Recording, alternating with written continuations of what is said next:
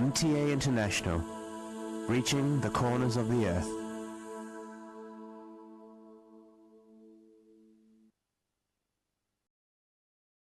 اس وقت ہم سیدنا حضرت امیر المومنین خلیفۃ المسیح رابع ایدہ اللہ تعالی بنصر العزیز کا ایک تاریخی خطبہ جمعہ آپ کی خدمت میں پیش کر رہے ہیں۔ صلی علی محمد صلی علی حبیبنا صلی علی محمد صلی علی رسولنا صلی علی محمد صلی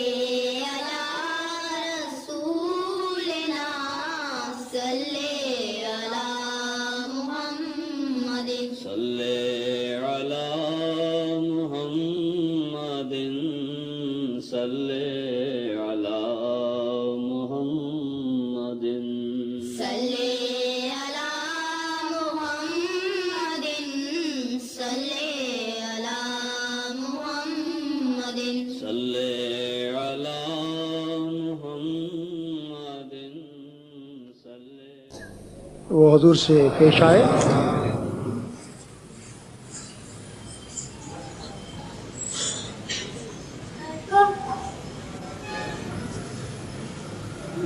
السلام علیکم ورحمۃ اللہ۔ اذان دے دیں۔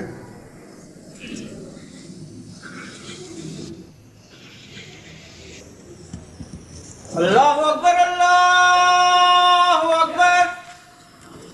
اللہ اکبر اللہ اکبر اشہد ان لا الہ الا اللہ اشہد ان لا الہ الا اللہ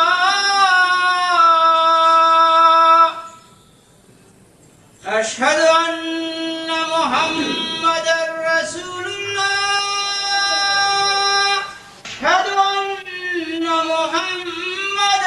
رسول اللہ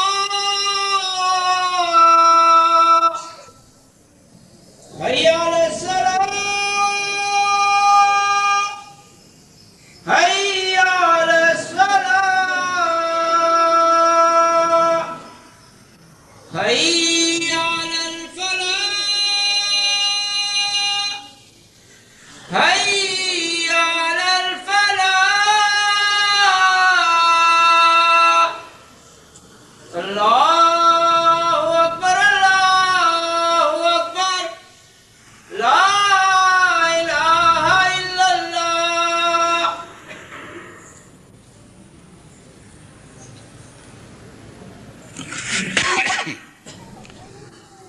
اشہد ان لا الہ الا اللہ وحدہ لا شریک لہ واشہد ان محمدا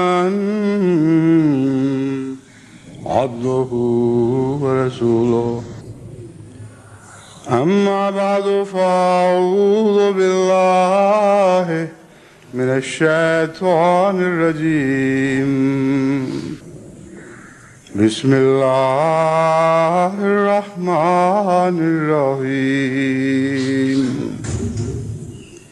الحمد للہ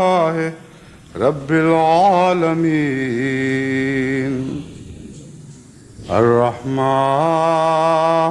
الرحیم مالک یوم الدین ایاک نعبد و ایاک نستعین اهدنا الصراط المستقیم صراط الذین انعمت علیہم غیر المغضوب علیہم ولا الضالین ترى الملائكة حافين من حول العرش يسبحون بحمد ربهم وقضي بينهم بالحق وقيل الحمد لله رب العالمين.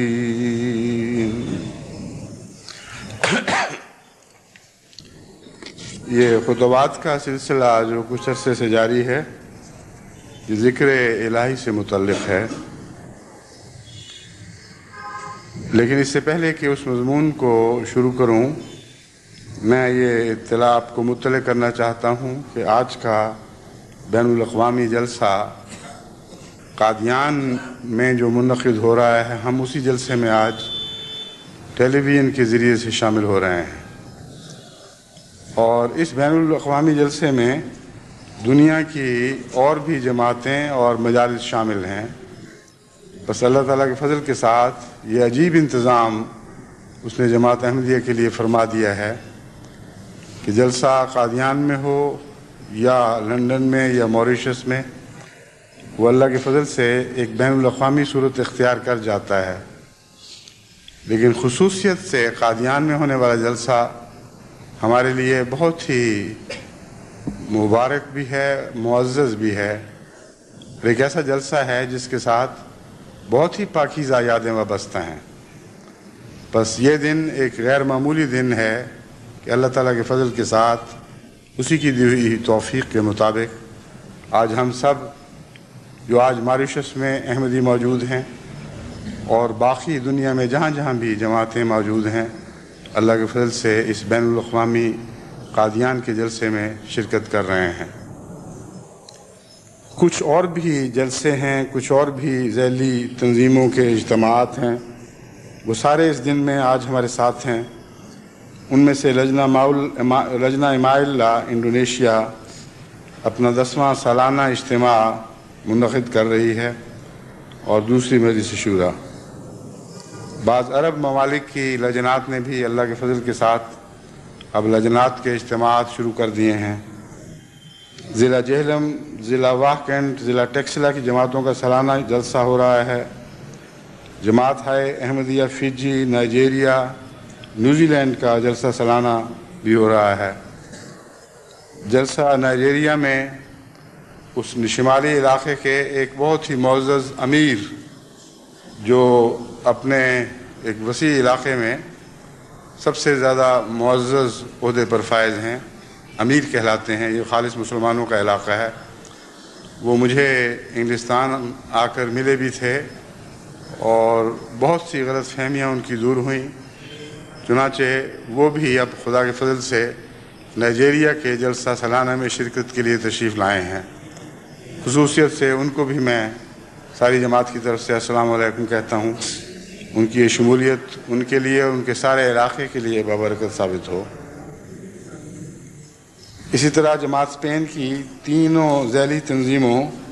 یعنی انصار، خدام اور لجنہ کے سالانہ اجتماعات بھی ہو رہے ہیں۔ جماعت احمدیہ سوئٹزرلینڈ اور جماعت جرمنی کے مختلف ریجنز کے تربیتی کورسز یعنی تربیتی درس جاری ہیں۔ خصوصیت سے اس ضمن میں آپ سے میں یہ گزارش کروں گا کہ آپ بھی اسی پیمانے پہ اپنے ہاں کام شروع کریں، یعنی موریشس والے خاص طور پر اس وقت میرے مخاطب ہیں۔ جماعت جرمنی اللہ تعالیٰ کے فضل کے ساتھ یورپ میں تبلیغ میں سب پر بازی لے گئی ہے اور حیرت انگیز انقلابی کام کیے ہیں۔ چونکہ بہت تیزی سے قدم آگے بڑھ رہے ہیں، اس لیے ان کو میں نے خصوصیت سے نصیحت کی تھی کہ جن جن دوستوں کو آپ کے ذریعے اسلام قبول کرنے کی سعادت نصیب ہوئی ہے ان کے لیے مستقل تربیت کے انتظام ہونے چاہیے، اور باقاعدہ ان کو طریق سمجھایا کہ اس طریق پر آپ مختلف تربیتی اقدامات کریں۔ تو اللہ تعالیٰ کے فضل سے جو جو اطلاعات مل رہی ہیں ان سے معلوم ہوتا ہے کہ بالکل ہدایت کے مطابق پوری تندہی اور پورے اخلاص کے ساتھ جماعت جرمنی کی مختلف تنظیمیں اور جماعت جرمنی سے وابستہ سب خدام مل کر بہت عمدگی سے تربیتی کلاسز کا انعقاد کر رہے ہیں، اور نو مسلم بھی اور مسلمانوں میں سے بھی جو احمدی ہونے والے ہیں وہ باقاعدہ ان میں حصہ لیتے ہیں، مختلف کام ان کے سپرد کیے جاتے ہیں، جماعتی تنظیم سے ان کو آگاہ کیا جاتا ہے، چندوں کے نظام سے آگاہ کیا جاتا ہے، نظام خلافت کا مضمون انہیں سمجھایا جاتا ہے، اور پھر انتظامات میں ان کو شامل کرنے کے لیے انتظامی تربیت بھی دی جاتی ہے۔ تو امید ہے کہ اگلے سال کی عظیم تعداد میں بیعتوں سے پہلے جو گزشتہ سال احمدی ہوئے ہیں وہ پوری طرح جماعت میں ہضم ہو چکے ہوں گے، جذب ہو چکے ہوں گے۔ تو باقی دنیا کی جماعتوں کو بھی اس سے نصیحت حاصل کرنی چاہیے، اسی طریق پر وہاں بھی تربیتی انتظامات ہونے چاہیے۔ قادیان کا جہاں تک جلسہ ہے اس میں خصوصیت کے ساتھ میں ان سب کو مخاطب ہوں جو دنیا کے کونے کونے سے آج قادیان میں حاضر ہوئے ہیں۔ قادیان کے باشندگان اس وقت بھاری اکثریت میں سکھ ہیں، اور سکھوں نے جماعت احمدیہ سے ہمیشہ بہت حسن سلوک سے کام لیا ہے۔ ساری دنیا کی جماعتیں اس پہلو سے ان کے ممنون ہیں۔ مذہبی اعتقادات میں اختلافات اپنی جگہ، مگر انسانی قدروں پر اور انسانی قدروں کے لحاظ سے انسانی سطح پر اعلیٰ تعلقات استوار کرنا یہ ایک الگ بات ہے، اور مذہبی اختلافات اس دوسرے معاملے میں مانے نہیں ہیں، اس کو روکتے نہیں، بلکہ مذہب بحیثیت مجموعی انسانی قدروں کے اضافے کی خاطر آتا ہے۔ ایک طرف اللہ تعالیٰ سے تعلق قائم کرتا ہے، جوں اللہ تعالیٰ سے تعلق بڑھتا ہے انسانی تعلقات بھی اسی طرح مقدس اور پاکیزہ ہوتے چلے جاتے ہیں، اور خدا تعالیٰ کے نام پر نفرتیں نہیں بکھیری جاتی بلکہ محبتوں کے پھول بچھائے جاتے ہیں۔ یہ اگر مذہب کا اعلیٰ مقصد نہیں تو پھر مذہب بالکل بے معنی اور بے حقیقت چیز ہے۔ بس اس پہلو سے قادیان کے باشندے ایک نہایت اعلیٰ نمونہ پیش کر رہے ہیں، باوجود اس کے کہ وہ جانتے ہیں کہ سکھوں کے بنیادی عقائد میں سے بعض ایسی باتیں ہیں جن سے ہمیں اختلاف ہے، اور ان کو ہمارے عقیدوں سے اختلاف ہے، لیکن اس کے باوجود انسانی سطح پر ہم مل جل کر رہ سکتے ہیں۔ اور سب دنیا کے گروؤں کی یہی تعلیم ہے کہ انسان کو انسان سے محبت کرنی چاہیے، حسن سلوک سے پیش آنا چاہیے۔ بس آپ سب لوگ جو وہاں جمع ہوئے ہیں، آپ سے میں یہ گزارش کرتا ہوں کہ قرآن کریم نے ہمیں سکھایا ہے حل جزاء الاحسان الا الاحسان، کہ احسان کا بدلہ احسان کے سوا اور ہے کیا، بس ان سے آپ حسن سلوک کریں، یہاں تک کہ آپ کے حسن سلوک کی یادیں ان کو اور زیادہ اس محبت کے راستے پر آگے بڑھائیں، اور تمام دنیا میں انسانی بھائی چارے کی جو مہم جماعت احمدیہ نے شروع کر رکھی ہے اس مہم کو مزید تقویت ملے۔ یہ سال جو گزرا ہے اسے میں نے عالمی بھائی چارے کا سال قرار دیا تھا، اور جماعتوں کو نصیحت کی تھی کہ پوری کوشش کریں کہ اس سال میں مختلف مذاہب کے لوگ، مختلف قوموں کے لوگ، مختلف جغرافیائی خطوں سے تعلق رکھنے والے لوگ ایک دوسرے کے قریب آئیں۔ بس قادیان کا جلسہ اس سال کا ایک اختتام ہے، اور میں امید رکھتا ہوں کہ یہ اختتام بہترین پھل پیچھے چھوڑ جائے گا جو میٹھے ہوں گے، باقی رہنے والے ہوں گے، اور صحت کے لیے، یعنی انسانی اخلاق کی صحت کے لیے بہت مفید اثرات پیچھے چھوڑیں گے۔ اب ذکر الہی کے مضمون کی طرف لوٹتا ہوں۔ ذکر الہی کا مضمون صرف کسی ایک جلسے سے تعلق نہیں رکھتا بلکہ عالمی طور پر تمام بنی نوع انسان سے تعلق رکھتا ہے، اور کسی ایک لمحہ کی بات نہیں بلکہ ساری زندگی کے تمام لمحوں پر یہ ذکر محیط ہے۔ اور صرف مسلمانوں کا ذکر نہیں، دنیا کے ہر مذہب نے اپنے اپنے طور پر ذکر الہی پر کچھ نہ کچھ زور دیا ہے، اور مذہب کا آخری خلاصہ ذکر ہے، بس ذکر سے متعلق بہت کھول کر جماعت کو سمجھانے کی ضرورت ہے کہ ذکر ہے کیا، کیسے کیا جاتا ہے، اور اس کے نتیجے میں آپ کے اندر کیا پاک تبدیلیاں پیدا ہوں گی اور ہونی چاہیے۔ اس سلسلے میں حضرت اقدس محمد مصطفیٰ صلی اللہ علیہ وآلہ وسلم کے ذکر کے طریق بیان کر رہا تھا، اور بات اس طرح چھیڑی تھی کہ ایک مشہور عرب شاعر امراء القیس گزرا ہے، جس نے اپنے دو ساتھیوں کو یہ کہہ کر ایک منزل پر رکنے کی ہدایت دی کہ یہ میرے محبوب کی منزل کے مٹے ہوئے نشانات ہیں، انہیں دیکھ کر میرا محبوب مجھے یاد آتا ہے، بس اے میرے ساتھیوں تم بھی ٹھہرو، کچھ عرصہ ہم مل کر ان مٹتے ہوئے نشانات پر آنسو بہا لیں۔ تو میں نے یہ ذکر کیا کہ ایک شاعر اپنے محبوب کے ساتھ ایسا تعلق رکھتا ہے کہ اس کی منزل کے مٹے ہوئے نشانات بھی اس کا ذکر کرنے پر مجبور کر دیتے ہیں۔ تو اللہ کے ذکر سے ہم کیسے غافل ہو سکتے ہیں جس کے نشانات تمام کائنات پر محیط ہیں، جو آفاق میں بھی ہے اور انفس میں بھی ہے، باہر بھی ہے اور اندر بھی ہے۔ انسان خواہ باہر کی دنیا کا مطالعہ کرے یا اپنے نفس میں ڈوب جائے، ہر جگہ اسے خدا تعالیٰ کے مٹتے ہوئے نہیں، زندہ ابھرتے ہوئے نشان دکھائی دیں گے۔ وہ نشانات ہیں تو زندہ اور روشن بھی، لیکن انسانی آنکھیں اندھی ہو جاتی ہیں، اس لیے وہ نشان نہ دکھائی دیتے ہیں بعض لوگوں کو، نہ ان میں کوئی روشنی نظر آتی ہے۔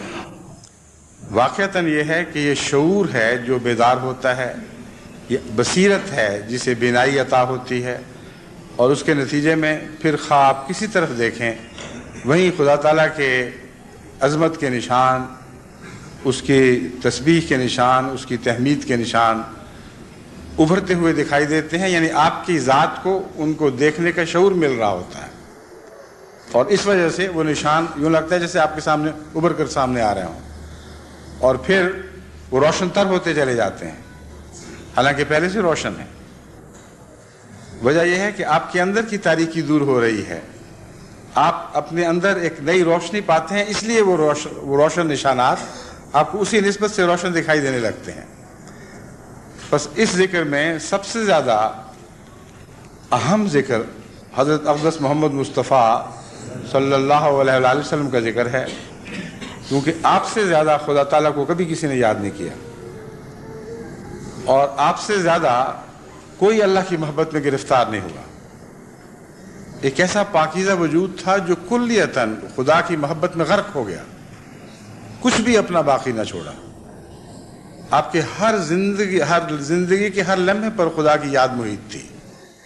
تو اگر ہمیں خود علم نہ ہو کہ ہم کیسے ذکر کریں، تو وہ مذکر ہمارے سامنے ہے، وہ نصیحت کرنے والا اپنی ذات میں ایک زندہ ذکر، جس کے متعلق اللہ تعالیٰ نے فرمایا ہم نے تم میں ایک ذکر رسولہ بھیجا ہے، ایسا رسول بھیجا ہے جو مجسم ذکر ہے۔ بس اس لحاظ سے آن حضرت صلی اللہ علیہ وآلہ وسلم کی سیرت کا مطالعہ ذکر الہی کا ہی مطالعہ ہے، کیونکہ اللہ تعالیٰ فرماتا ہے یہ ذکر ہے، یہ رسول ذکر ہے، مجسم ذکر ہے۔ بس خدا کے ذکر کا مطالعہ سب سے بہتر حضرت اقدس محمد مصطفیٰ صلی اللہ علیہ وآلہ وسلم کی ذات میں ہو سکتا ہے۔ ان باتوں میں سے، ان چند احادیث میں سے جو میں نے اس موقع کے لیے منتخب کی ہیں، جو باقی تھیں میں اب وہ آپ کے سامنے پیش کرتا ہوں۔ حضرت انس رضی اللہ تعالیٰ عنہ بیان کرتے ہیں کہ اللہ تعالیٰ فرماتا ہے جب بندہ ایک بالشت میرے قریب ہوتا ہے تو میں ایک ہاتھ اس کے قریب ہو جاتا ہوں،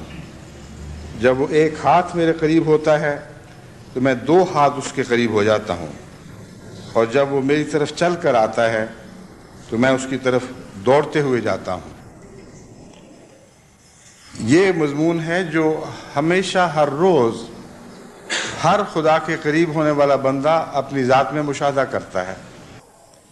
ایک ایسی گواہی ہے جو ساری کائنات میں پھیلی پڑی ہے،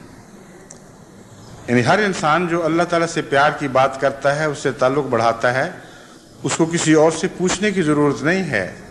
خدا کا یہ سلوک ہر بندے سے برابر ہوتا ہے۔ اور انسان محسوس کرتا ہے کہ خدا کی طرف میں نے تھوڑا سا قدم آگے بڑھایا تھا، اللہ تعالیٰ نے اس سے بہت زیادہ میری طرف توجہ فرمائی اور احسان فرماتے ہوئے میرے قریب آیا۔ لیکن حضرت صلی اللہ علیہ وآلہ وسلم سے زیادہ قریب خدا کسی اور انسان کے نہیں ہوا، اور جس تیزی سے خدا حضور صلی اللہ علیہ وآلہ وسلم پر جلوہ گر ہوا ہے، اس سے معلوم ہوتا ہے کہ حضور صلی اللہ علیہ وآلہ وسلم کا ذکر اللہ کو سب سے زیادہ پسند تھا، اور سب سے زیادہ قوت کے ساتھ اور دل کی گہرائی کے ساتھ حضور اللہ تعالیٰ کا ذکر کیا کرتے تھے، کیونکہ خدا تعالیٰ جب وعدہ کرتا ہے کہ تم میری طرف ایک بالشت آؤ تو میں تمہاری طرف ایک ہاتھ آؤں گا، تم میری طرف چل کے آؤ تو میں دوڑ کر آؤں گا، تو خدا نے جیسا خدا کو ہم نے حضور صلی اللہ علیہ وآلہ وسلم کی طرف آتے ہوئے دیکھا ہے، ویسا کبھی دنیا میں کوئی اور نظارہ دکھائی نہیں دیا۔ یہی وہ مضمون ہے جو ہمیں عرش الہی کے معنی بھی سمجھاتا ہے، اور اسی تعلق میں نے اس آیت کریمہ کی تلاوت کی تھی جس میں اللہ تعالیٰ فرماتا ہے تَرَى الْمَلَائِكَةَ حَافِينَ مِنْ حَوْلِ الْعَرْشِ يُسَبِّحُونَ بِحَمْدِ رَبِّهِمْ، کہ تو ملائکہ کو دیکھے گا جو عرش کے گرد جمگھٹے بنائے ہوئے، یعنی ایک دوسرے پر گرتے ہوئے اکٹھے ہوتے چلے جاتے ہیں، یعنی جھرمٹ پہ جھرمٹ بنے ہوئے، اور اللہ کی تسبیح کرتے ہیں اور اس کی حمد کے گیت گاتے ہیں،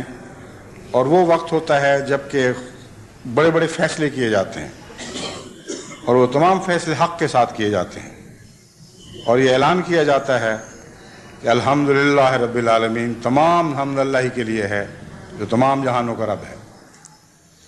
اس سے پہلے جو میں نے ایک حدیث پڑھی تھی اس میں یہ ذکر تھا کہ حضور صلی اللہ علیہ وآلہ وسلم کو اللہ تعالیٰ نے یہ خبر دی ہے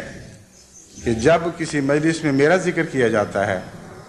تو فرشتے تہ در تہ غول در غول اس مجلس پر اترتے ہیں، یہاں تک کہ زمین سے آسمان تک اس کو ڈھانپ لیتے ہیں، اور وہ فرشتے اس ذکر میں شامل ہو جاتے ہیں، اس حمد میں وہ شریک ہو جاتے ہیں، اور پھر وہ ذکر لے کر خدا کے حضور بلند ہوتے ہیں، اور پھر اللہ تعالیٰ فیصلے فرماتا ہے کہ کن کو بخشا جائے گا اور کن سے درگزر کی جائے گی اور کن سے غیر معمولی احسان کا سلوک فرمایا جائے گا۔ تو بس اس آیت کریمہ میں جو ذکر ہے وہ وہی ذکر نظر آتا ہے جو اس حدیث میں ہے، اور اس سے ہمیں عرش کا مفہوم بھی سمجھ آ جاتا ہے۔ عرش دراصل اس دل کا نام ہے جس میں خدا کی یاد ہو،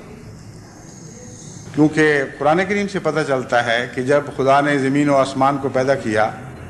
اور اسے مکمل فرما لیا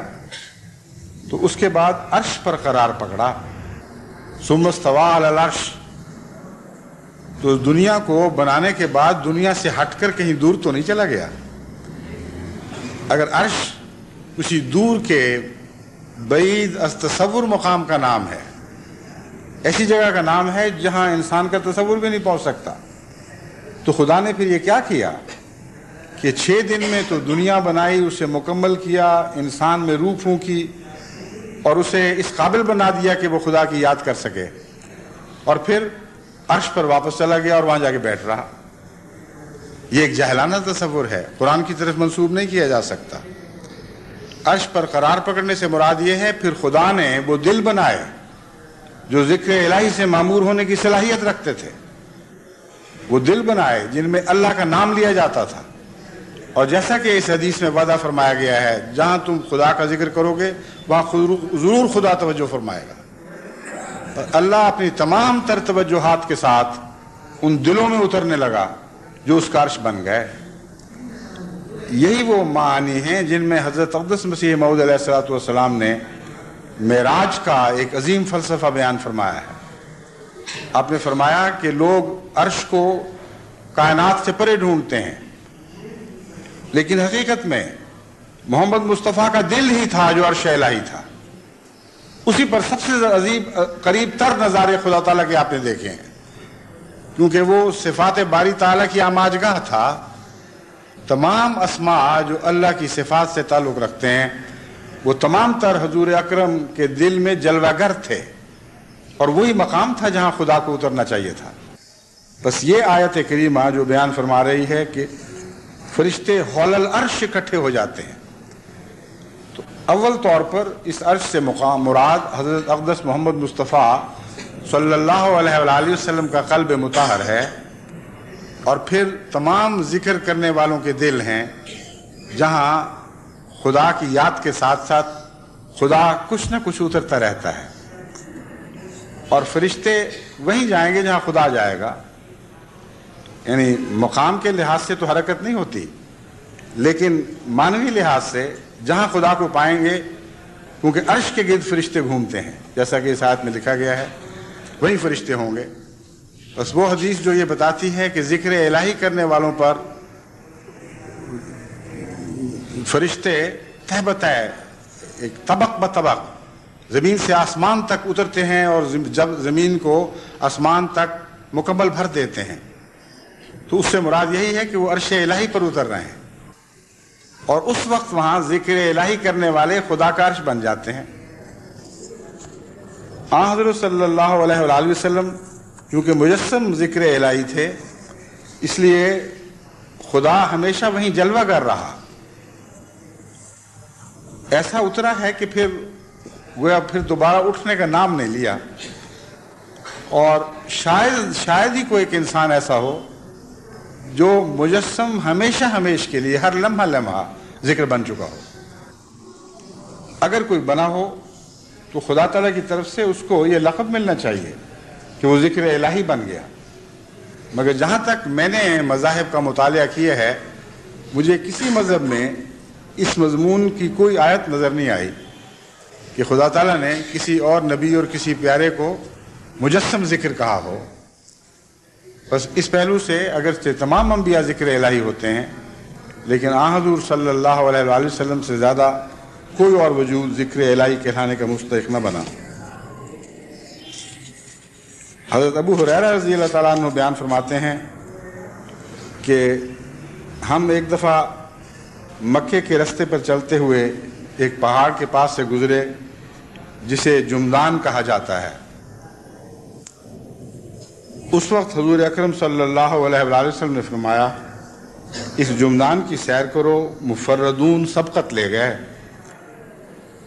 یعنی صرف یہ فرمایا کہ یہ جو پہاڑ ہے اس کی سیریں کرو، پھیل جاؤ، اور ساتھ فرمایا مفردون سبقت لے گئے۔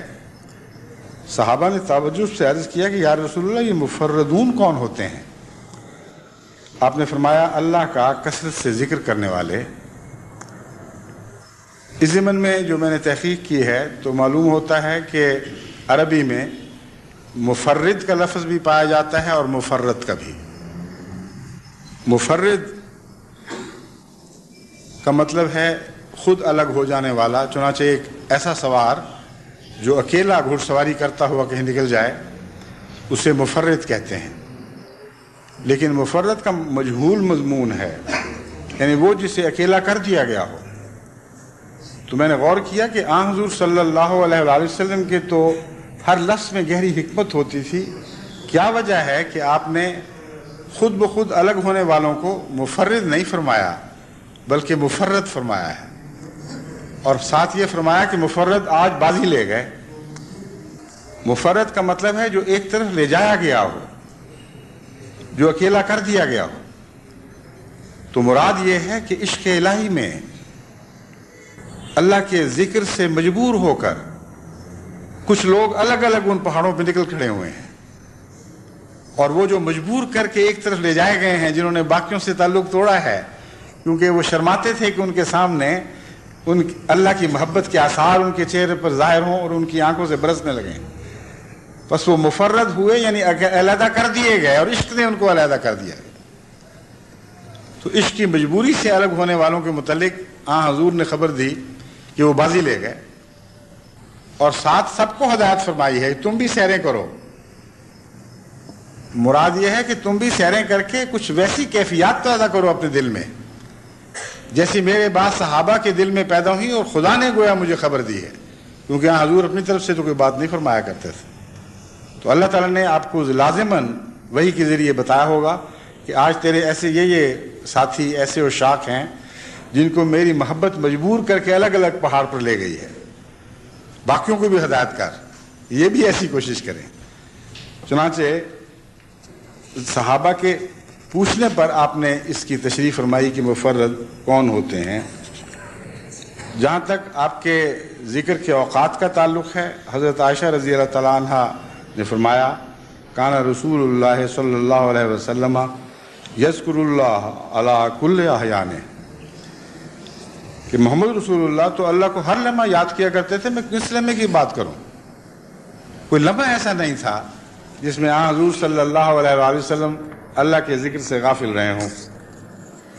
بخاری اور ترمذی میں مروی ہے کہ ایک دفعہ حضور صلی اللہ علیہ وآلہ وسلم منبر پر خطبہ دے رہے تھے، خدا تعالیٰ کی جلال اور کبریائی کا ذکر جاری تھا، آپ خود بھی اس سے بہت متاثر تھے۔ حضرت ابن عمر رضی اللہ تعالیٰ عنہ بیان کرتے ہیں کہ میں نے دیکھا تو آپ دائیں بائیں اس ذکر سے وجد میں آ کر جھوم رہے تھے، اور آپ کے پاؤں کے نیچے سے ممبر اس زور سے ہل رہا تھا اور کانپ رہا تھا کہ مجھے ڈر لگا کہ کہیں ممبر خود بھی ٹوٹ کر گر جائے اور آپ کو بھی لے گرے۔ تو ایک عاشق کی جو کیفیت پیدا ہوتی ہے اپنے محبوب کو یاد کرنے سے، وہ حضور صلی اللہ علیہ وآلہ وسلم کے دل پر بھی ایک وجد کی صورت میں طاری ہو جایا کرتی تھی۔ اس کا اثر جسم پر بھی بعض دفعہ ظاہر ہوتا تھا، اور خدا کے ذکر سے اس طرح جھومتے تھے کہ وہ راوی کہتا ہے کہ ممبر بھی ساتھ کانپ رہا تھا، اور اس شدت سے کانپ رہا تھا کہ مجھے ڈر تھا کہ وہ خود بھی ٹوٹ جائے گا اور حضور صلی اللہ علیہ وآلہ وسلم کو بھی کہیں گر کے اس سے چوٹ نہ آ جائے۔ حضرت ابو ہریرہ رضی اللہ تعالیٰ عنہ روایت کرتے ہیں کہ حضور صلی اللہ علیہ وآلہ وسلم نے فرمایا ان اللہ تعالی یقول یبن آدم تفرغ لعبادتی املا صدرک غنم واسد فقرک ولا تفعل ملات یدیک شغلا ولم اسد فقرک۔ جامع ترمذی۔ کہ حضرت ابو ہریرہ رضی اللہ تعالیٰ عنہ نے بیان فرمایا ہے کہ حضور صلی اللہ علیہ وآلہ وسلم نے فرمایا کہ اللہ تعالیٰ کہتا ہے کہ اے میرے بندے تفرغ لعبادتی، میری عبادت کے وقت میرے لیے فارغ ہو جایا کر، یعنی اپنے دل میں اور خیال نہ آنے دیا کر، کلیتاً میرے لیے اپنے سارے وجود کو خالص کر لیا کر، اس میں کوئی اور باقی نہ رہے۔ اگر تو ایسا کرے گا، اور پھر فرمایا تفرغ عبادی املا و صدر کا غنان، میں تیرے دل کو، تیرے چھاتی کو غنا سے بھر دوں گا، تجھے کسی کوئی حاجت تیرے دل میں باقی نہیں رہے گی۔ یہ جو محاورہ ہے چھاتی کو غنا سے بھرنے کا، یہ بہت ہی پیارا اور بہت ہی گہرا محاورہ ہے، جس میں ڈوب کر اس کے معنی سمجھنے کی کوشش کرنی چاہیے۔ یہ نہیں فرمایا میں اسے بے شمار دولت عطا کروں گا، یہ نہیں فرمایا کہ میں دل کو مستغنی کر دوں گا، فرمایا میں اس کی چھاتی غنا سے بھر دوں گا۔ غنا سے چھاتی بھرنا تب پیدا ہوا کرتا ہے جب ایک انسان سر سے پاؤں تک راضی ہو جائے اور کسی اور چیز کی حاجت نہ رہے، جو چاہتا ہے سب اس کو مل جائے۔ اور دوسرا غنا کا مطلب یہ ہے وہ دنیا سے مستغنی ہو جائے، خدا کا پیار اتنا اس کو عطا ہو اور خدا کے ذکر سے اتنا مزہ آئے کہ غیر اللہ کی حاجت ہی نہ رہے، پرواہ نہ رہے کہ کچھ کسی اور کے پاس ہے بھی کہ نہیں ہے، اس کو وہ کچھ مل جائے جو اس کی چاہت ہے، یعنی خدا اس کو مل جائے اور پھر دنیا سے بے نیاز ہو جائے۔ تو فرمایا دل نہیں فرمایا، یہاں صدر فرمایا ہے کہ اس کی چھاتی بھر دوں گا میں پوری۔ اب مختلف لوگوں کے اوپر اس حدیث کا مختلف رنگ میں اطلاق ہوگا۔ بعض لوگ ضرورت مند ہوتے ہیں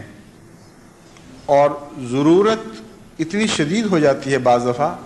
کہ عبادت کرتے وقت ان کی توجہ اللہ کے پیار کے ذکر سے ہٹ کر اپنی مشکل اور مصیبت اور ضرورت کی طرف اتنی زیادہ منتقل ہو جاتی ہے کہ خدا کا ذکر محض ذریعہ ہے اس اپنی حاجت کو پورا کرنے کا، اور بار بار وہ جو ان کا فقر یا ان کی مصیبت ہے وہ ذہن پر قبضہ کرتے ہیں اور اللہ کی یاد سے ہٹا کر اس طرف لے جاتے ہیں۔ ایسی صورت میں بھی ایک دعا مانگی جاتی ہے، ایسی ضرورت کی دعاؤں کو بھی اللہ قبول فرما لیتا ہے، مگر اللہ تعالیٰ نصیحت فرما رہا ہے کہ اگر تم چاہتے ہو کہ تم ان ضرورتوں سے ہی مستغنی ہو جاؤ، کوئی خیال کوئی مصیبت ایسی باقی نہ رہے جو خدا کے ذکر سے تمہیں غافل کرنے والی ہو، تو عبادت اس طرح کیا کرو کہ اپنی چھاتی میرے سوا ہر دوسری چیز سے خالی کر لیا کرو۔ جب تم اس طرح عبادت کرو گے تو میں تمہیں ہر مصیبت سے خالی کر دوں گا، ہر لالچ سے تمہارے دل کو پاک کر دوں گا، یا دوسرے لفظوں میں تمہیں اتنا کچھ دوں گا جس کی تمہیں تمنا ہے، اور اتنا دوں گا کہ تمہاری تمنا کہے گی کہ ہاں میں سیراب ہو گئی، میں بھر گیا، میرا پیٹ بھر گیا، مجھے اور نہیں چاہیے۔ تو زیادہ سے زیادہ ایک تمنا جو پھیل سکتی ہے وہ چھاتی کو بھرا کرتی ہے، اور فرمایا تیری چھاتی میں استغنا سے بھر دوں گا اور غنا سے بھر دوں گا۔ لیکن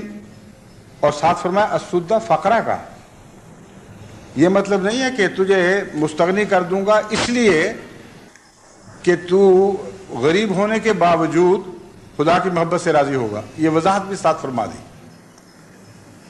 یہ بھی تو ہو جاتا ہے بعض دفعہ، ایک انسان ذکر الہی میں ایسا ڈوب جاتا ہے کہ دنیا کی اس کو پرواہی کوئی نہیں رہتی، لیکن یہاں صرف یہ مضمون نہیں ہے، دوسرا پہلو یہ بیان فرمایا ہے السدہ فقرہ کا، میں غربت کو تجھ تک پہنچنے سے روک دوں گا، غربت تجھے ہاتھ نہیں لگا سکے گی۔ تو وہ لوگ جو خدا کی خاطر اپنے دنیا کے جھمیلوں سے پاک ہو جاتے ہیں، ان سے کٹ کر خدا کا ذکر کرتے ہیں،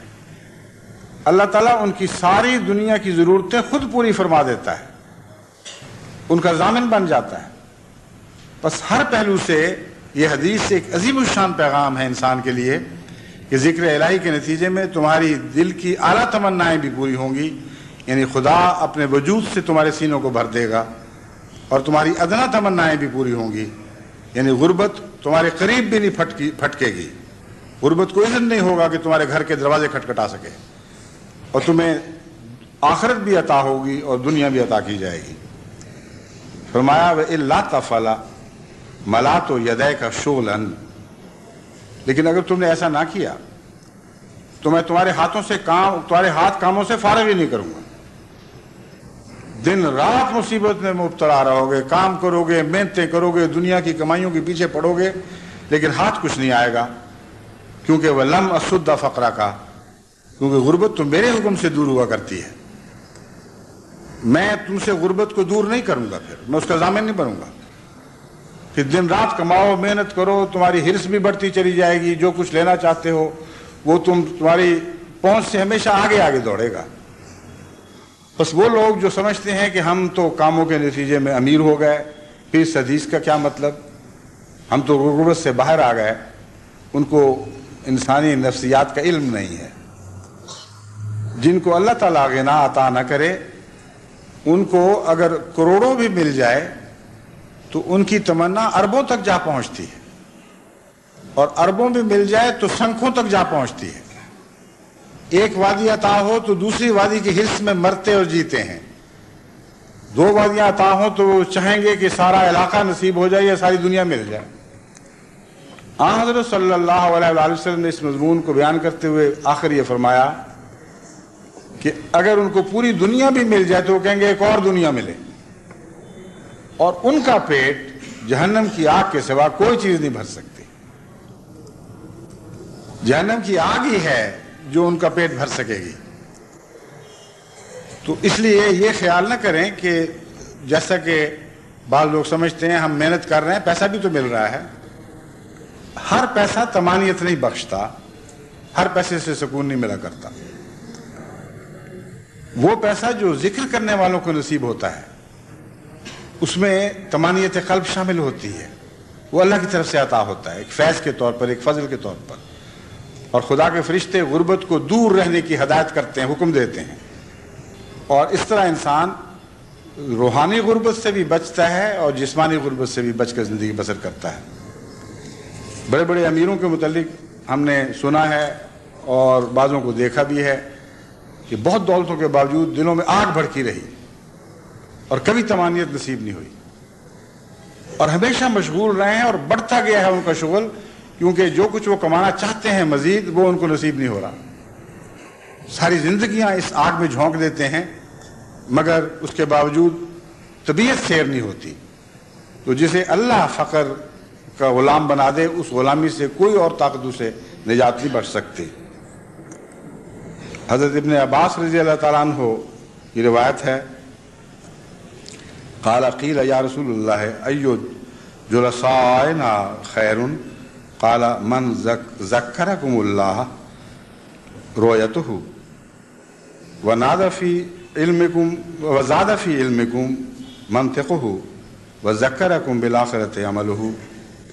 الترغیب و ترہیب سے یہ روایت لی گئی ہے۔ حضرت عبداللہ بن عباس رضی اللہ تعالیٰ عنہ بیان کرتے ہیں کہ حضرت صلی اللہ علیہ وآلہ وسلم سے ایک دفعہ یہ پوچھا گیا کہ کون سا شخص ایسا ہے جس کے پاس بیٹھنا ہمارے لیے زیادہ بہتر اور مفید ہے؟ آپ نے فرمایا ایسے شخص کے پاس بیٹھنا مفید ہے جس کو دیکھنے کی وجہ سے تمہیں خدا یاد آ جائے، جس کی باتوں سے تمہارے علم میں اضافہ ہو، اور جس کے عمل کو دیکھ کر تمہیں آخرت کا خیال آئے۔ اب جہاں تک ایسے شخص کا تعلق ہے، ایسے شخص کو ڈھونڈنا اور ہر ملک میں اور ہر قوم میں اس کی تلاش کرنا بظاہر ایک ناممکن کام ہے۔ اس لیے جسمانی رویت اگر نصیب نہ ہو تو اس کا حل یہ ہے کہ روحانی رویت کی کوشش کی جائے، اور حضرت اقدس محمد مصطفیٰ صلی اللہ علیہ وآلہ وسلم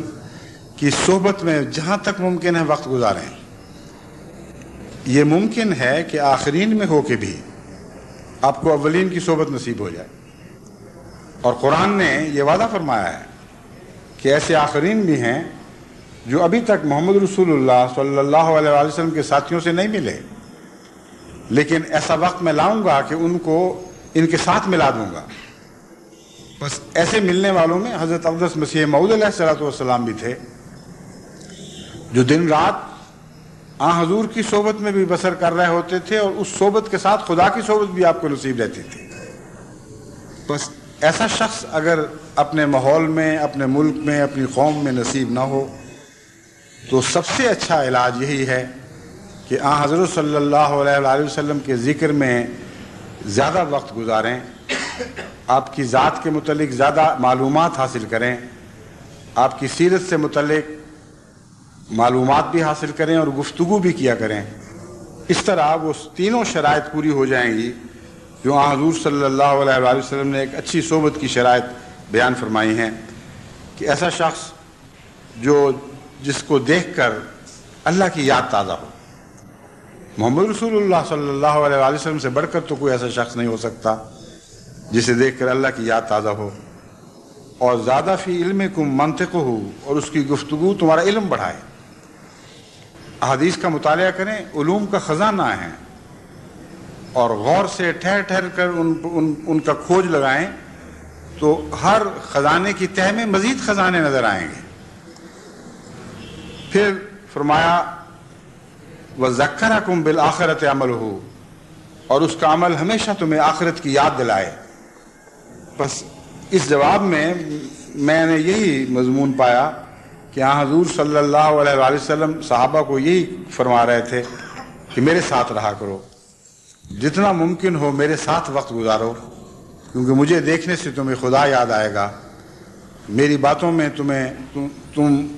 خدا ہی کا ذکر پاؤ گے، اور خدا کی طرف توجہ منتقل ہوگی، اور میرا عمل دیکھ کر تمہیں آخرت کا خیال زیادہ شدت کے ساتھ آئے گا۔ بس میرے ذریعے تم یہ تینوں فیض پا سکتے ہو۔ اصحاب صفا وہ اصحاب تھے جنہوں نے اس مضمون کو خوب سمجھا، دنیا تج کر دی، اور ہمیشہ کے لیے مسجد کے تھڑوں پر آ کے بیٹھ رہے، نہ رزق کمایا نہ رزق کا خیال ان کے دل میں آیا، یہ وہی لوگ تھے جن کے سینے خدا کی طرف سے غنا سے بھر دیے گئے اور ان کی ضرورتیں پھر اللہ تعالیٰ پوری فرمانے لگا. لیکن غربت کے دور بھی انہوں نے دیکھے، سختیاں بھی دیکھیں، باوجود اس کے وہ اس مسجد سے چمٹے رہے جہاں آن حضرت صلی اللہ علیہ وسلم وقتاً فوقتاً ظاہر ہوا کرتے تھے. اور بعض ازاں پھر خدا تعالیٰ نے ان کو اتنی دولتیں دنیا کی بھی دی ہیں کہ ان کا شمار ممکن نہیں ہے. بس خدا کے دونوں وعدے پورے ہوئے ان کے حق میں. اصحاب صفہ میں سے ایک حضرت ربیعہ بھی تھے جو آن حضرت صلی اللہ علیہ وسلم کے خادم تھے. وہ بیان کرتے ہیں کہ رات کو میں آن حضور صلی اللہ علیہ وسلم کی خدمت کے لیے آپ کے گھر سویا کرتا تھا. رات کو اٹھ کر آپ کے وضو کا پانی لاتا اور دوسرے کام کاج کرتا. ایک دن آپ نے فرمایا مجھ سے کچھ مانگنا ہے تو مانگ لو. یہ ایک خاص موج آیا کرتی ہے. وہ لوگ جو بڑے بڑے مراتب پر فائز ہوتے ہیں، دنیاوی بادشاہوں یا بڑے بڑے امیر کبیر لوگ ہوں، بعض دفعہ موج میں آ کر اپنے خدام سے کہتے ہیں مانگ لو جو مانگنا ہے، آج وقت ہے. پر محمد رسول اللہ صلی اللہ علیہ وسلم سے بڑھ کر تو کوئی انسان دنیا میں پیدا نہیں ہوا، نہ ہو سکتا ہے. عجیب موج تھی جو آپ کے دل میں اٹھی، اور عجیب شان تھی اس غلام کی. مسجد کے تھڑوں پر بسنے والے ایک خالی ہاتھ انسان کی. اس کو مخاطب کر کے حضور نے فرمایا کہ اے میرے محبت کرنے والے، بتا کیا مانگتا ہے، آج مجھ سے مانگ لے. اس نے عرض کی کہ میں صرف یہ مانگتا ہوں کہ جنت میں بھی مجھے آپ کا ساتھ میسر ہو. حضور نے فرمایا اس کے علاوہ بھی کچھ اور چاہیے. فرمایا میری محبت میں جس نے جب دنیا چھوڑی ہے تو یہ تو اس کی طبی صدا، دل کی صدا ہوگی، لیکن اور بھی تو چیزیں ہیں. اس نے کہا بس یہی کافی، مجھے اور کچھ نہیں چاہیے. اس پر آپ نے فرمایا میں دعا کروں گا، لیکن کثرت سجود و صلات سے تم بھی اس بارے میں میری مدد کرو. عجیب شان کے نبی تھے، اس کی کوئی مثال دنیا میں نظر نہیں آتی. پہلے فرمایا مانگ کیا مانگتا ہے. پھر جب اس نے مانگا کہ میں آپ کے ساتھ ہوں تو یہ نہیں فرمایا ہاں تجھے مل گیا.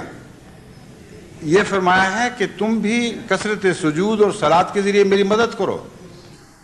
اس کا پیغام شاید آپ نہیں سمجھے. مراد یہ ہے کہ تم نے بہت زیادہ مانگ لیا ہے. جنت میں محمد رسول اللہ کے ساتھ ہونا بہت ہی بڑی چیز ہے. اور میں نے کہا تھا میں تمہیں دوں گا، لیکن مجھ میں جتنی طاقت ہے دینے کی وہی دے سکتا ہوں، اللہ نہیں دینا ہے. تو تم میری مدد کرو،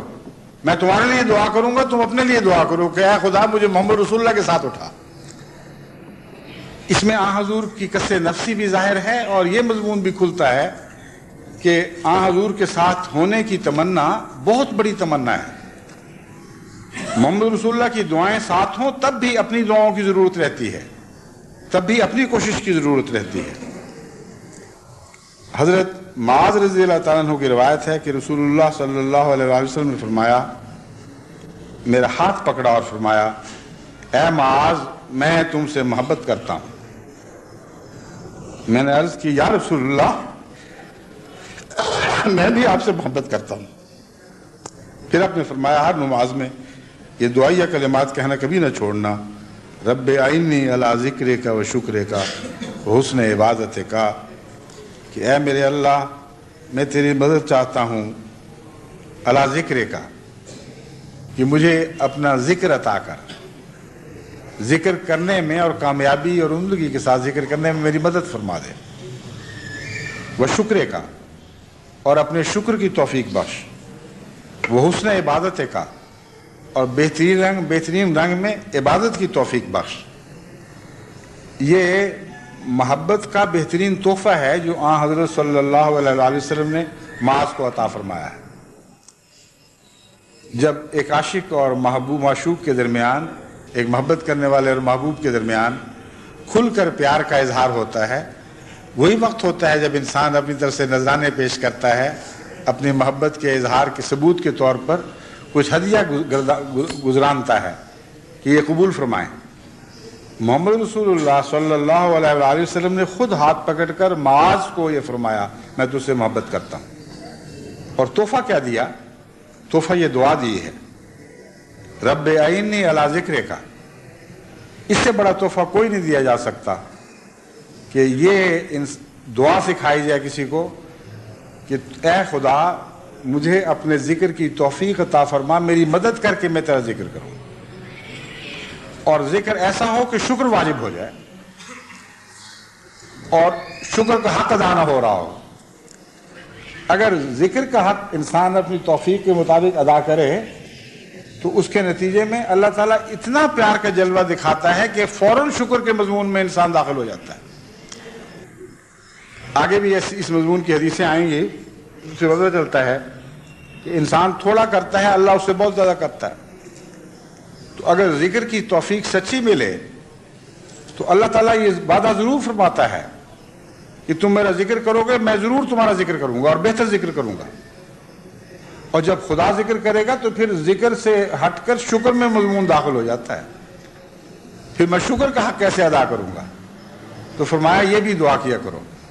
اللہم اعنی علی ذکرک و شکرک و حسن عبادتک، اور ایسی عبادت کی توفیق بخش جو بہت ہی خوبصورت ہو، ایسی حسین کہ تیرے پیار کی نظریں اس پر پڑنے لگیں۔ پھر آن حضرت صلی اللہ علیہ وآلہ وسلم کے متعلق حضرت انس کی روایت ہے، انس بن مالک کی، کہ آپ نے آن حضور نے فرمایا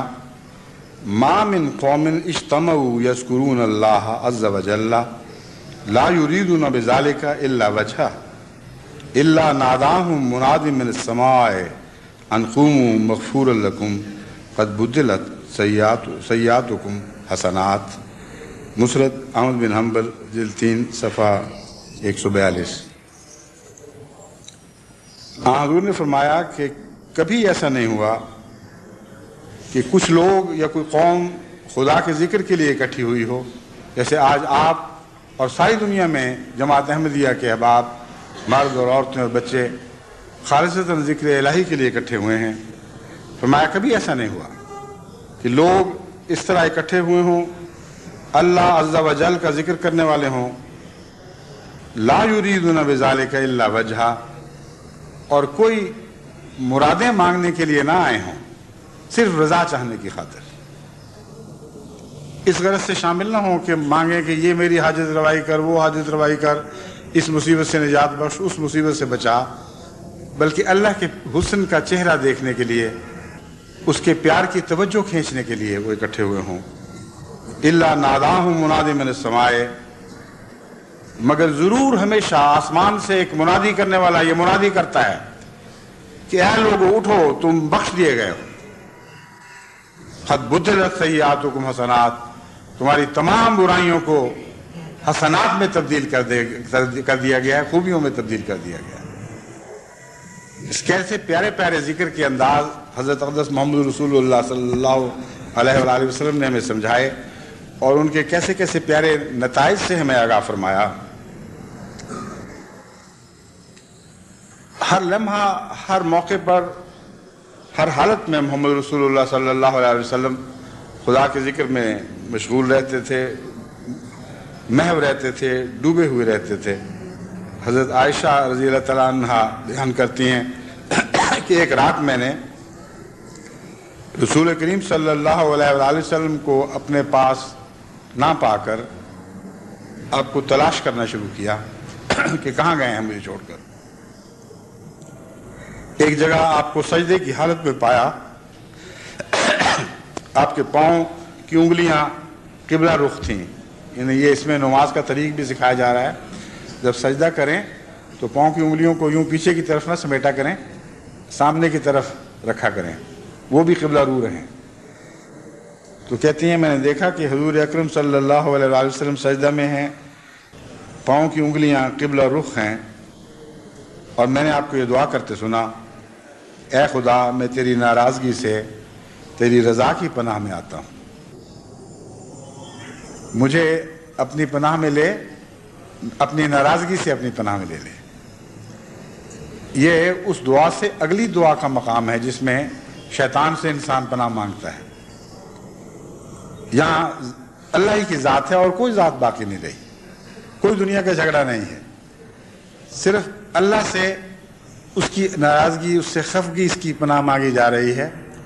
جو انسان کی کسی کوتاہی کے نتیجے میں ہو سکتی ہے، ضروری نہیں کہ گناہ کی لفظش ہو۔ تو اے خدا، میں تجھ سے تیری رضا کی پناہ چاہتا ہوں اس بات سے کہ تو مجھ سے ناراض ہو، تیری سزا سے تیری عافیت کی پناہ چاہتا ہوں، تو ہی پناہ دینے والا ہے، ہر مصیبت سے، ہر سزا سے بچانے والا، تو تیری سزا سے تیری پناہ کی گود میں آ جاتا ہوں۔ گویا کہ ایک ہاتھ مارنے والا ہو تو دوسرے کی پناہ میں انسان آ جائے، اور یہ مضمون اللہ تعالیٰ کی ذات پر نہایت اعلیٰ حسن کے ساتھ اطلاق پاتا ہے، حد درجہ حسن کے ساتھ، کیونکہ قرآن کریم ہمیں فرماتا ہے کہ اس کی رحمت اس کی ہر دوسری صفت پر حاوی ہے، تو اس کا بچانے والا ہاتھ اس کی سزا دینے والے ہاتھ سے زیادہ طاقتور ہے، اس کی رضا کا چہرہ اس کی ناراضگی کے چہرے سے زیادہ روشن اور زیادہ غالب ہے۔ تو یہ بتانے کے لیے حضور صلی اللہ علیہ وسلم نے کیسی گہری حکمت کے ساتھ دعا مانگی ہے۔ حضور صلی اللہ علیہ وسلم کے کلام میں ڈوب کر دیکھیں، عظیم خزانے ہیں حکمتوں کے، ایک ایک حدیث ثابت کرتی ہے کہ یہ خدا کا سب سے سچا انسان ہے، ورنہ ایک بات بنانے والے کا تصور حضور کی حدیث کے قدموں تک بھی نہیں پہنچ سکتا۔ پھر عرض کرتے ہیں، ایک عجیب پناہ مانگی ہے، عرض کرتے ہیں اے خدا میں ایک اور پناہ چاہتا ہوں تجھ سے، وہ یہ ہے کہ جیسی ثنا اپنی تو جانتا ہے اور کرتا ہے، یہ نہ ہو کہ میں ویسی نہ کر سکوں اور تیری نظر سے گر جاؤں، بس مجھے اپنی ثنا کے وہ گر سکھا جن کے نتیجے میں تجھے یوں معلوم ہو کہ گویا تو اپنی صفت کر رہا ہے، ایسے اعلیٰ راز اپنی حمد کے ہمیں سکھا کہ جس کے نتیجے میں تیرا دل اس حمد سے اس طرح راضی ہو، کیونکہ تو جانتا ہو کہ ہاں اسی طرح حمد کی جاتی ہے۔ حضرت مسیح موعود علیہ الصلوۃ والسلام اسی ذکر میں فرماتے ہیں کہ آدمی ذات تو کیا چیز، فرشتے بھی تمام مدح میں تیری وہ گاتے ہیں جو گایا ہم نے، کہ اہل اللہ جو حمد خدا کی گاتے ہیں وہ عام انسانوں کے تصور سے بالا تر ہے، وہ تو ایسی حمد ہے کہ انسان ہی اس کے پیچھے نہیں لگتا بلکہ فرشتے بھی اس سے سیکھتے ہیں۔ بس وہ یہی حمد ہے جس کا ذکر حضرت صلی اللہ علیہ وسلم نے اس دعا میں خود بھی اللہ سے مانگا، اس دعا میں فرمایا ذکر، اور اس کی طاقت خدا سے مانگی، اور ہمیں بھی یہ سکھایا کہ ہم بھی مانگیں کہ ایسی حمد سکھا جو تو اپنی کر سکتا ہے اور اس سے بہتر کوئی ہم نہیں، اور اگر ہم ایسا کریں تو فرشتے بھی ویسا ہی کریں گے، اور یہی وہ مضمون ہے جس میں آدم فرشتوں سے بازی لے گیا، کیونکہ آدم کو بھی خدا تعالیٰ نے سکھایا تھا کہ وہ اسماء کیا ہیں، اور جب خدا نے سکھا دیے تو فرشتے ان سے بے خبر رہے اس وقت تک، اور آدم نے سکھائے تو فرشتوں نے سیکھے، تو فرشتوں کا بھی استاد بنا دیا اللہ تعالیٰ نے، مگر خود عطا کر کے، خود سمجھا کر۔ بس حضرت مسیح موعود علیہ السلام جو یہ فرماتے ہیں اس میں کوئی مبالغہ نہیں ہے، وہ خدا کے بندے جو خدا سے ہم سیکھتے ہیں، پھر ساری مخلوق ان کی محتاج بن جاتی ہے، یہاں تک کہ فرشتے بھی مقبول حمد کے گر ان سے سیکھا کرتے ہیں۔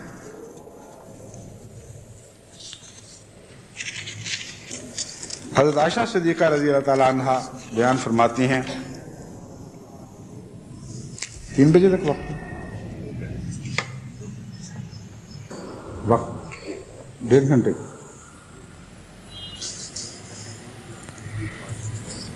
مجھے بتایا کہ مجھے تو پہلے یہ خیال تھا کہ 1.5 گھنٹے کا آج میں نے کہہ کر وقت رکھوایا تھا یہ جمعہ لمبا ہو، لیکن معلوم ہوا ہے کہ یہ وقت اتنا نہیں دیا گیا، اس لیے یہ مضمون تو ابھی گرم ہو رہا ہے، دلچسپ بنتا چلا جا رہا ہے، لیکن وقت 10 منٹ ہمارے پاس اور ہیں۔ بہت اچھا، اور اس 10 منٹ کے تعلق میں یہ اطلاع بھی میں آپ کے سامنے پیش کر دوں کہ قادیان کے اس جلسے میں 10,000 سامعین شامل ہیں جو اس وقت وہاں ہو رہا ہے، اور 10,000 قدوسیوں کی بھی تو پیشگوئی تھی، اس لیے دعا کریں اللہ تعالیٰ 10,000 قدوسیوں کی برکت ان کو عطا فرمائے اور انہی کے جلووں میں، ان کے قدموں میں، ان کے پیچھے پیچھے چلنے والے بنیں۔ اور بتایا گیا ہے کہ قادیان والے ہمیں بڑی آسانی سے عمدگی کے ساتھ بغیر کسی قسم کی بیچ میں انٹرپشن کے صاف دیکھ رہے ہیں، اور تصور کی آنکھ میں چونکہ وہاں ہوا ہوں، میں بھی جانتا ہوں کس قسم کے لوگ کون کون کہاں سے آئے ہوتے ہیں، میں بھی اس تصور کی آنکھ سے ان کو دیکھتا ہوں، اور ان سب کو آپ کی طرف سے بھی اپنی طرف سے بھی محبت بھرا سلام پہنچاتا ہوں۔ حضرت عائشہ صدیقہ رضی اللہ تعالیٰ عنہ بیان فرماتی ہیں کہ ایک اور رات کا ذکر ہے، ایک دفعہ پہلے بیچاری اٹھ کے گئی تھی ڈھونڈنے کے لیے۔ عورتوں کو تو وہم ہی ہوتے ہیں کہ ہمارا خامند کہیں ہم سے بے توجہ تو نہیں ہو، ہم سے ہٹ کر کسی اور کے پاس تو نہیں چلا گیا۔ حضور صلی اللہ علیہ وآلہ وسلم کی اور بھی ازواج تھیں، حضرت عائشہ سے بہت محبت فرماتے تھے، عورت کا دل عورت ہی کا دل ہے، تو راتوں کو اٹھ کر دیکھا کرتی تھی ہیں بھی کہ نہیں یہاں۔ ایک دفعہ پہلے کہا کہ میں نے دیکھا نہیں تھے، میں گھبرا کر نکلی تو سجدہ ریز تھے۔ اب کہتی ہیں کہ ایک دفعہ میں پھر اٹھی اور مجھے یہ خیال آیا کہ کسی اور بیوی کے پاس چلے گئے ہوں گے، اور اس تلاش میں باہر نکلی، کھوجتی ہوئی نکلی تو دیکھا کہ محمد رسول اللہ سجدہ ریز تھے،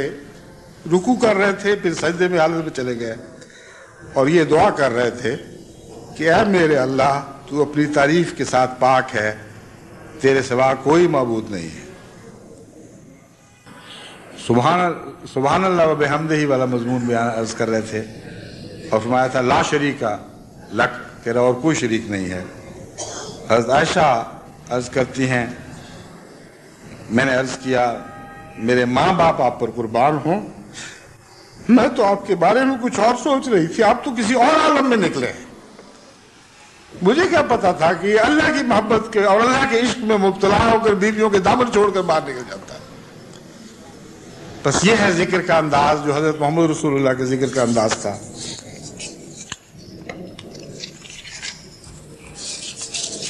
مطرف اپنے باپ سے روایت کرتے ہیں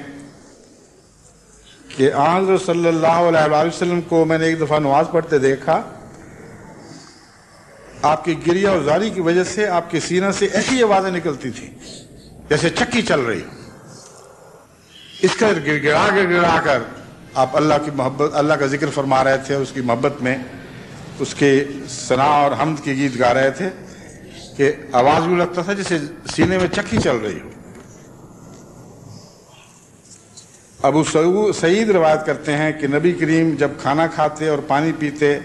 تو کہتے کہ سب تعریف خدا کے لیے ہے جس نے ہمیں کھانا کھلایا اور پلایا اور ہمیں مسلمان بنایا۔ اب دیکھیں کہاں امرؤ القیس کی وہ ایک منزل جہاں مٹے ہوئے نشانات اسے اپنی محبوبہ کی یاد دلاتے ہیں، اور کہاں انسانی زندگی کے ہر لمحہ کی ہر منزل جہاں ہر تجربہ خدا کی طرف لے جاتا ہے، لیکن یہ مٹتے ہوئے نہیں، یہ روشن تر ہوتے ہوئے نشانات ہیں جو خدا کی یاد کو انسانی دل میں زندہ کرتے چلے جاتے ہیں۔ حضرت محمد رسول اللہ صلی اللہ علیہ وسلم کا یہ عالم تھا کہ کھانا کھاتے تھے تو دعا کرتے تھے، پانی پیتے تھے تو دعا کرتے تھے، اور یہ کہا کرتے تھے سبحان اللہ الحمدللہ، سب تعریفیں اس ذات کے لیے ہیں جس نے ہمیں کھانا کھلایا اور پلایا اور ہمیں مسلمان بنایا۔ پھر حضرت انس سے مروی ہے کہ نبی کریم جب غزوہ میں شامل ہوتے تو یہ دعا کرتے کہ اے اللہ تو میرا بازو ہے، تو ہی میرا مددگار ہے، اور تیری مدد سے ہی میں لڑتا ہوں، یعنی جنگ کی حالت میں بھی آپ اللہ کو یاد کرتے اور یاد رکھتے تھے۔ حضرت ابی امامہ سے روایت ہے کہ جب حضرت صلی اللہ علیہ وسلم کے آگے سے دسترخوان اٹھایا جاتا تھا تو یہ ذکر کرتے تھے کہ تمام تعریفیں اللہ ہی کے لیے ہیں، بہت زیادہ تعریفیں، بہت زیادہ پاکیزہ اور برکت والی، اے خدا تجھے ترک نہیں کیا جا سکتا اور نہ ہی تجھ سے بے نیاز ہو سکتے ہیں، اے ہمارے رب۔ یہ بہت ہی گہری دعا ہے اور موقع اور محل کے مطابق دیکھیں کس شان سے پوری اتر رہی ہے. کھانا اٹھایا جاتا ہے اس وقت جب طبیعتیں سیر ہو جاتی ہیں. کچھ عرصے کے لیے انسان بے نیاز ہی نہیں ہو جاتا، بلکہ دوبارہ کھانا پیش کر کے دیکھیں غصہ آتا ہے. آدمی کہتا ہے کہ دفعہ بھی ہو، اب لے جاؤ اس چیز کو اٹھا کے، مجھے کوئی حاجت نہیں رہی. دنیا کی حاجت روائیاں اس طرح بعض دفعہ انسان کو سیر کر جاتی ہیں کہ اپنی محبوب چیز سے پوری طرح انسان لذت اٹھانے کے بعد اس کی کچھ دیر کے لیے کوئی قدر دل میں نہیں رکھتا. ایسے موقع پر حضور صلی اللہ علیہ وآلہ وسلم یہ دعا کرتے ہیں. حیرت انگیز حکمت کے مالک تھے، ناقابل بیان عرفان آپ کو عطا فرمایا گیا ہے. دعا کرتے ہیں بہت تعریفیں، بہت برکتیں تیری ذات کے لیے ہوں، تجھے ترک نہیں کیا جا سکتا. کھانے کو تو ہم نے ترک کر دیا، کچھ بھی پرواہ نہیں رہی، سامنے سے اٹھا کے لے جایا جا رہا ہے. لیکن تجھے کیسے چھوڑیں؟ ایک لمحہ کے لیے بھی تیرے بغیر قرار نہیں آ سکتا، اور تجھ سے بے نیاز نہیں ہو سکتے. عدم ترک صرف عدم ضرورت کی وجہ سے نہیں ہوتا، محبت بھی ہے اور بے نیازی بھی ہے اور ضرورت بھی ہے. دونوں چیزیں اکٹھی ہیں. ایک طرف دل ہے کہ تیرے بغیر ایک پل بھی نہیں ٹھہرے گا، مجبور کر دے گا ہر وقت تیرا ذکر کریں. اور دوسری طرف اگر دل نہ بھی کسی کا چاہے تو انسان خدا کے بغیر تو رہ ہی نہیں سکتا، ناممکن ہے. خوراک کے بغیر کچھ عرصے کے لیے رہ سکتا ہے، لیکن اللہ کے فضل کے بغیر ایک لمحہ کے لیے بھی اسے کچھ نہیں مل سکتا، کچھ نصیب نہیں ہو سکتا، اس کا اپنا وجود قائم نہیں رہ سکتا. امر واقعہ یہ ہے کہ انسان کی زندگی میں خود اس کے اندر جو کارخانہ جاری رہتا ہے، اس کو اگر باریک نظر سے آپ دیکھیں تو آپ ورطہ حیرت میں ڈوب جائیں گے کہ ایک ایک لمحہ خدا کی خاص حفاظت کا نظام جاری ہے. ورنہ انسان کے کل پرزوں میں سے کروڑ ایسے کل پرزے ہیں، چھوٹے سے چھوٹے، جن میں سے ایک بھی اگر وقت پر کام کرنا بند کر دے تو سارا انسان کا وجود ایک دم مٹ جائے. اور ان کی حفاظت کا ایک مستقل انتظام خاموشی کے ساتھ ہمارے اندر جاری ہے. تو کھانا اٹھاتے وقت اس سے بہتر دعا کوئی نہیں کی جا سکتی تھی. اے خدا، ہمیں تو ہر وقت تیری ضرورت ہے، ایک لمحہ بھی تجھ سے بے نیاز نہیں رہ سکتے. محبت کرنے والوں کو بھی تیری ضرورت ہے، اور محبت نہ کرنے والے بھی تیرے ہی سے جیتے ہیں. بس ہم پر ہمیشہ پیار اور محبت کی اور حاجت روائی کی نظر رکھ. کیونکہ وقت ختم ہو چکا ہے غالباً، اس لیے میں اب اس خطاب کو ختم کرتا ہوں. اللہ تعالیٰ ان تمام مجالس کو جو ذکر الہی کے لیے دنیا میں قائم کی جا رہی ہیں، ان سب کو قبول فرمائے اور اپنے فضل سے برکت نازل فرمائے. قادیان کے اس اجتماع پر اسی طرح فرشتے نازل ہوں جس طرح حضرت صلی اللہ علیہ وآلہ وسلم نے خبر دی تھی کہ زمین سے آسمان تک تمام جاگ ان فرشتوں سے بھر گیا، اور اسی طرح وہ درود و سلام بھیجتے رہیں. اسی طرح وہ قادیان کے جلسے کی خبریں اور ہر دوسرے ایسے جلسے کی خبریں لے کر آسمان کی طرف بلند ہوں، اور قضاء و قدر یہ فیصلہ کرے کہ اللہ ان سب سے راضی ہو گیا، اللہ نے ان سب کو بخش دیا، ان کی سارے خطائیں معاف فرما دیں، اور اس جنت کی خبر ان کو دی جس جنت کے طلبگار ہیں. خدا کرے کہ ایسا ہی ہو.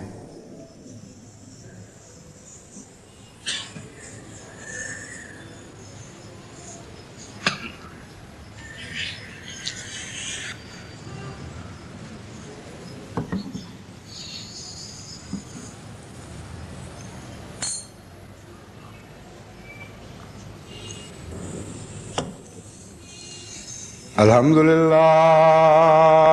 نحمده ونستعینه ونستغفره ونؤمن به ونتوکل علیہ ونعوذ باللہ من شرور انفسنا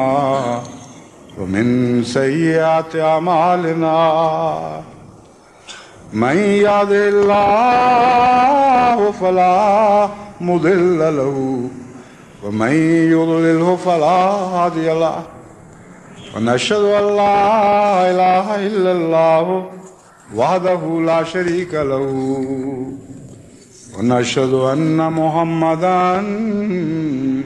عبده ورسوله عباد اللہ رحمکم اللہ ان اللہ یامر بالعدل والاحسان وایتاء ذی القربى وینہی عن الفحشاء والمنکر والبغی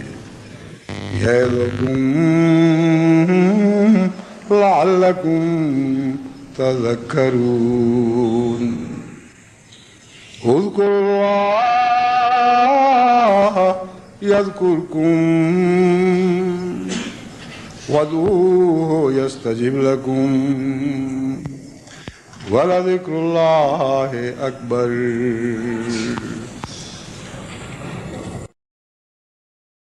ما كان محمد أبا أحد من رجالكم ولكن رسول الله وخاتم النبيين